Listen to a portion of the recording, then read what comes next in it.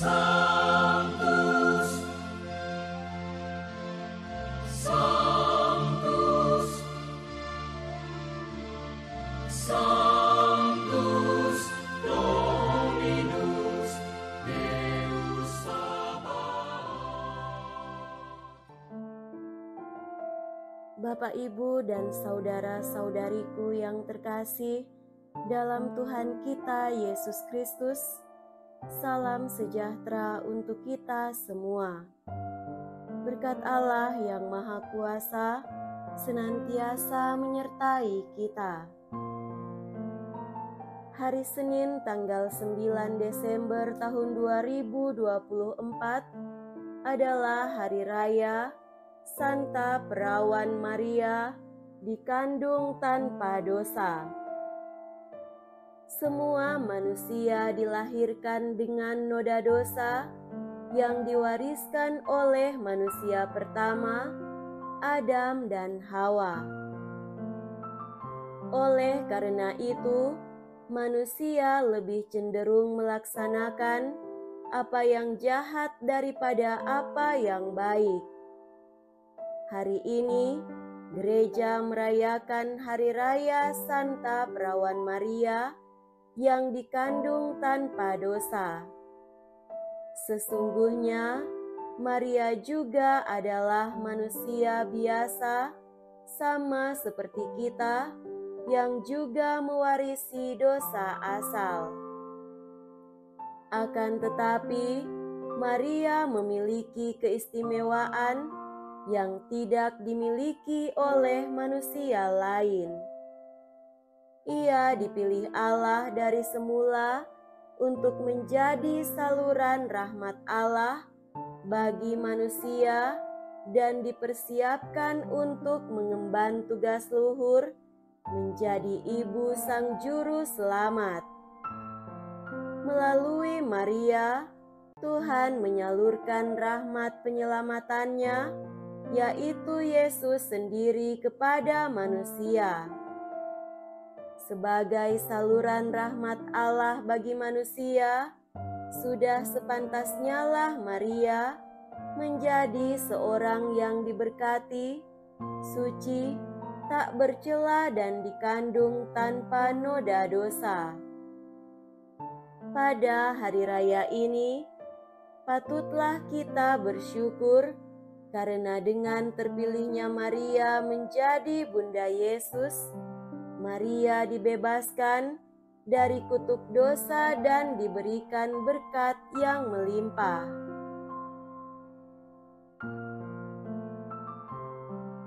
Marilah kita mendengarkan dan merenungkan bacaan-bacaan kitab suci. Dalam nama Bapa dan Putra dan Roh Kudus. Amin. Bacaan pertama dari kitab Kejadian bab 3 ayat 9 sampai 15 dan ayat 20. Pada suatu hari di Taman Eden, setelah Adam makan buah pohon terlarang, Tuhan Allah memanggil manusia itu dan berfirman kepadanya, "Di manakah engkau?" Ia menjawab, "Ketika aku mendengar bahwa engkau ada dalam taman ini, aku menjadi takut karena aku telanjang. Sebab itu, aku bersembunyi." Lalu Tuhan berfirman, "Siapakah yang memberitahukan kepadamu bahwa engkau telanjang? Apakah engkau makan dari buah pohon yang kularang engkau makan itu?" Manusia itu menjawab, "Perempuan yang kau tempatkan di sisiku, dialah yang memberi dari buah pohon itu kepadaku, maka ku makan." Kemudian berfirmanlah Tuhan Allah kepada perempuan itu, "Apakah yang telah kau perbuat ini?" Jawab perempuan itu, "Ular itu yang memperdayakan aku, maka kumakan." Lalu berfirmanlah Tuhan Allah kepada ular itu, "Karena engkau berbuat demikian, terkutuklah engkau di antara segala ternak dan di antara segala binatang hutan. Dengan perutmulah engkau akan menjalar, dan debu tanahlah akan kau makan seumur hidupmu. Aku akan mengadakan permusuhan antara engkau dan perempuan ini, antara keturunanmu dan keturunannya. Keturunannya akan meremukkan kepalamu, dan engkau akan meremukkan tumitnya." Manusia itu memberi nama Hawa kepada istrinya, sebab dialah yang menjadi ibu semua yang hidup. Demikianlah sabda Tuhan. Syukur kepada Allah.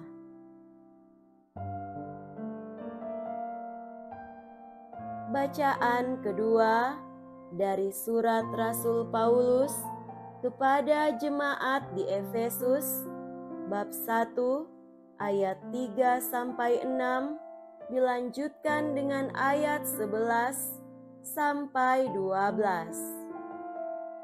Saudara-saudara, terpujilah Allah dan Bapa Tuhan kita Yesus Kristus, yang dalam Kristus telah mengaruniakan kepada kita segala berkat rohani di surga. Sebab di dalam Dia Allah telah memilih kita sebelum dunia dijadikan, supaya kita kudus dan tak bercacat di hadapan-Nya.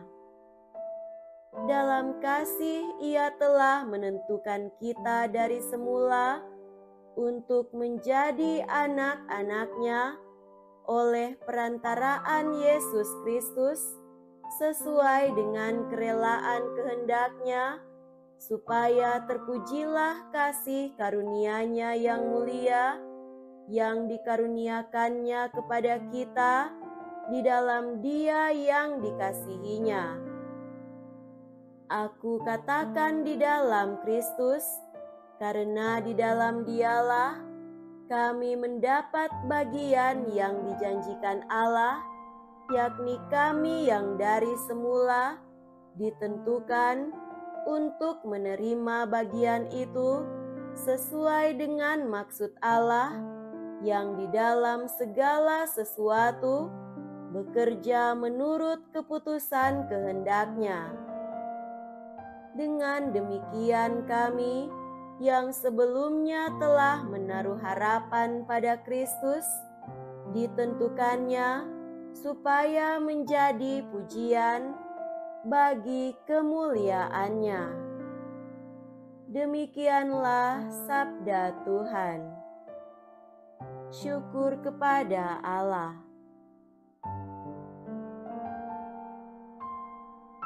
Semoga Tuhan beserta kita sekarang dan selama-lamanya. Inilah Injil suci menurut Santo Lukas. Dimuliakanlah Tuhan. Injil Lukas bab 1 ayat 26 sampai 38. Dalam bulan yang ke-6, Allah mengutus malaikat Gabriel ke sebuah kota di Galilea bernama Nazaret kepada seorang perawan yang bertunangan dengan seorang bernama Yusuf dari keluarga Daud. Nama perawan itu Maria. Ketika masuk ke rumah Maria, malaikat itu berkata, "Salam, hai engkau yang dikaruniai, Tuhan menyertai engkau."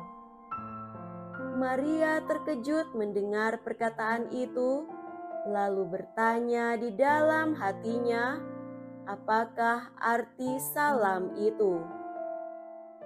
Kata malaikat itu kepadanya, "Jangan takut, hai Maria, sebab engkau beroleh kasih karunia di hadapan Allah. Sesungguhnya engkau akan mengandung dan akan melahirkan seorang anak laki-laki, dan hendaklah engkau menamai dia Yesus. Ia akan menjadi besar dan akan disebut Anak Allah yang Maha Tinggi. Dan Tuhan Allah akan mengaruniakan kepadanya tahta Daud, bapa leluhurnya. Ia akan menjadi raja atas kaum keturunan Yakub sampai selama-lamanya, dan kerajaannya tidak akan berkesudahan." Kata Maria kepada malaikat itu, "Bagaimana hal itu mungkin terjadi karena aku tidak bersuami?" Jawab malaikat itu kepadanya, "Roh Kudus akan turun atasmu, dan kuasa Allah yang Maha Tinggi akan menaungi engkau. Sebab itu anak yang akan kau lahirkan itu akan disebut kudus Anak Allah.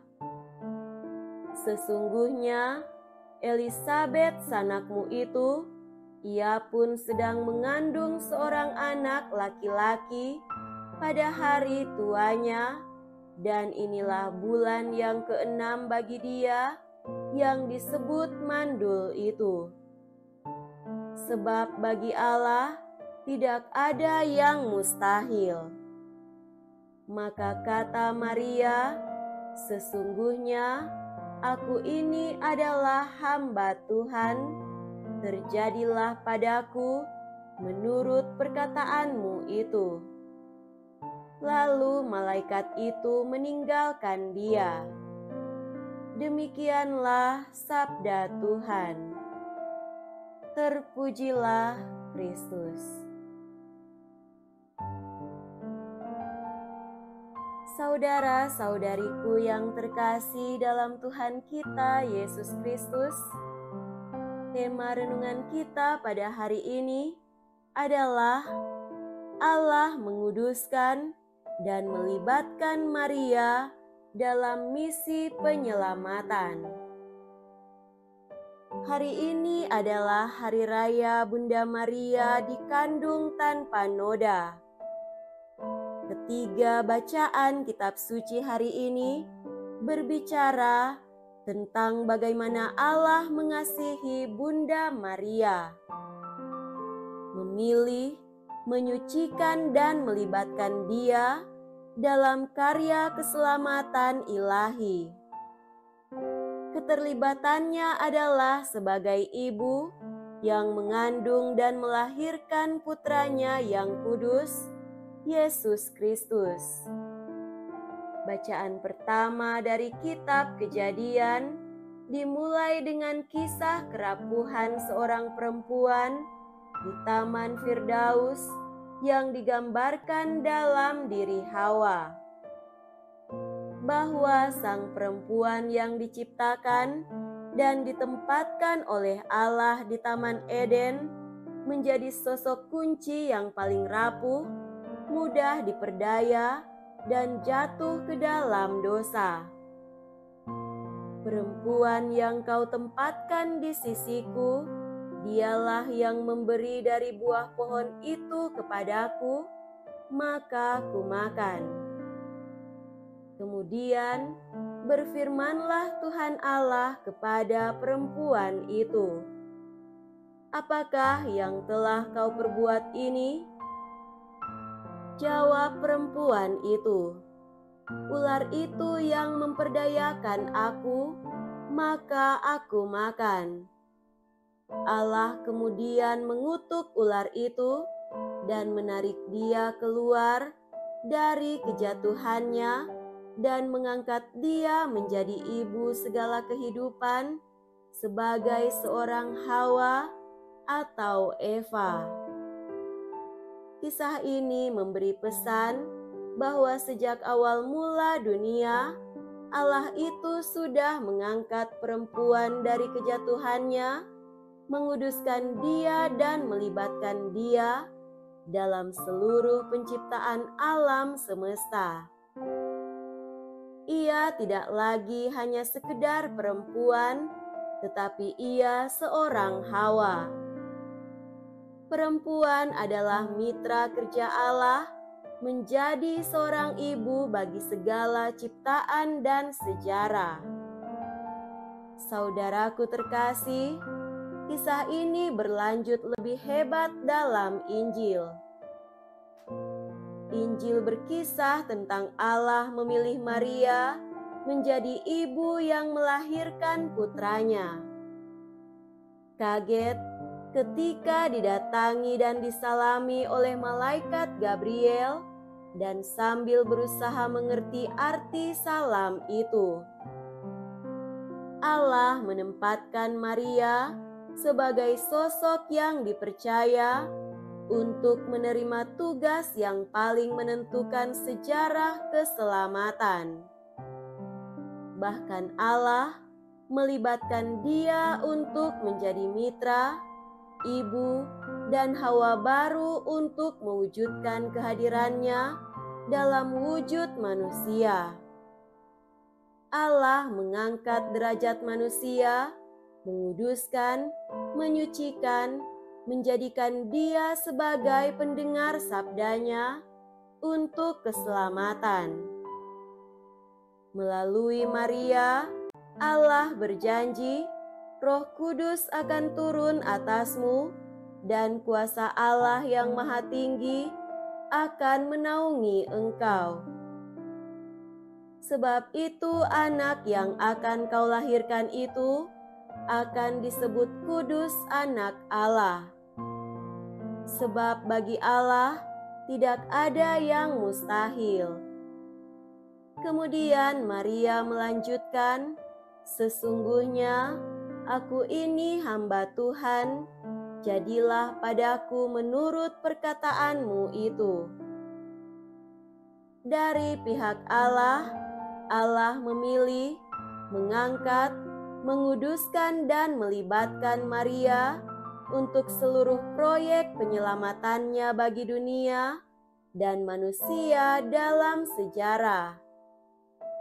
Pelibatan Maria itu bermula ketika Allah memilih dirinya menjadi ibu untuk mengandung, melahirkan, membesarkan putranya Yesus Kristus. Kisah ini juga mengungkapkan bagaimana Bunda Maria menjadi pendengar dan pelaku sabda kunci ini paling utama dalam sejarah. Dia menjadi misionaris sabda Allah yang paling pertama dalam sejarah. Ia mendengar, mengandung, melahirkan, merawat, membesarkan, merenungkan dan mengikuti sabda Allah itu sampai hari ini sebagai yang terdepan. Semoga demikian. Amin.